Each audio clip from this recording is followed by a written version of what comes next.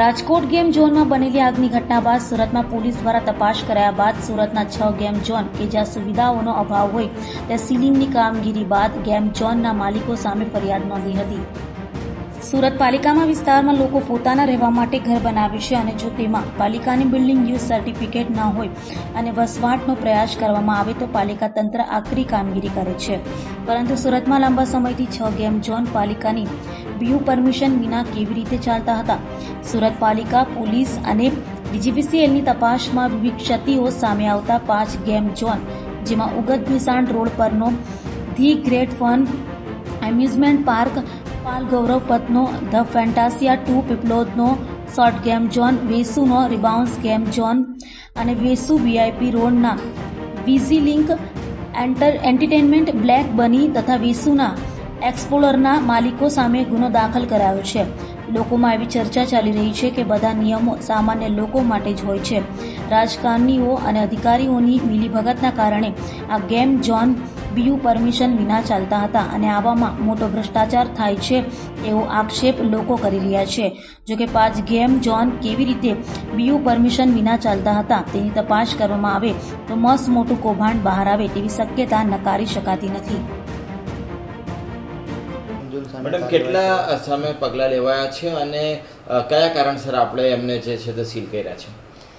રાજકોટની જે ગંભીર ઘટના બની એની ગંભીરતાને ધ્યાનમાં રાખીને સુરત સિટીમાં પણ Surat police commissioner Shri, Surat municipal commissioner Shri અને જેટલી એક્સપર્ટ્સ ટીમ હોય એની જોઈન્ટલી ટીમો બનાવી અને છેલ્લા 2 દિવસથી સતત ચકાસણી કરવાનું ચાલી રહ્યું છે। ના માત્ર ગેમ ઝોન પરંતુ જેટલા ફનફેર હોય, જાદુગરના શો હોય કે વોટર પાર્ક હોય કે જે પણ એમ્યુઝમેન્ટના એવા બીજા જે પણ જગ્યાઓ હોય, બધી જગ્યાએ અત્યારે પણ હાલમાં પણ એ કાર્યવાહી ચાલુ છે।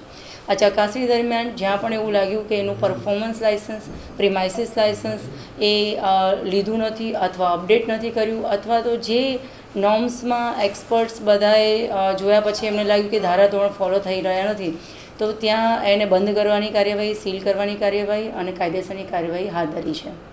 મેડમ, જે પરવાનગી મળી નથી અથવા તેમણે પરમિશન લીધી નથી અથવા રિન્યૂ નથી કરાવ્યો તો સંબંધિત જે અધિકારીઓ છે પોલીસ ખાતાના અથવા તો કોર્પોરેશનના એમની સામે ગુનો દાખલ થશે કે નહીં? આમાં હાલમાં આપણે એની તપાસ આ પ્રાઇમરી લેવલે આપણે એને એફઆઈઆર દાખલ કરી છે। આઈપીસી 336 અને ગુજરાત પોલીસ એક્ટની 131 ક કલમ હેઠળ આપણે ગુના દાખલ કર્યા છે અને એની અંદર ફર્ધર તપાસમાં જે પણ નીકળશે, જેની પણ બેદરકારી હશે અથવા જેના લીધે આ ખામી હશે એ તમામને આવરી લેવાશે। મેડમ, કયા કયા ગેમ ઝોનના સંચાલકો સામે ફરિયાદ છે? હાલની અંદર રાંદેરની અંદર the great fun amusement park, પાલમાં ધ ફેન્ટેસિયા, ઉમરામાંથી શોર્ટ ગેમ ઝોન છે અને વેસુના 3 ગેમ ઝોન છે, એમાં રિબાઉન્સ, બ્લેક બની અને એક્સપ્લોરર, એમ ટોટલ અત્યારે હાલમાં 6 ગેમ ઝોનના ઓનર ઉપર આપણે ફરિયાદ દાખલ કરી છે।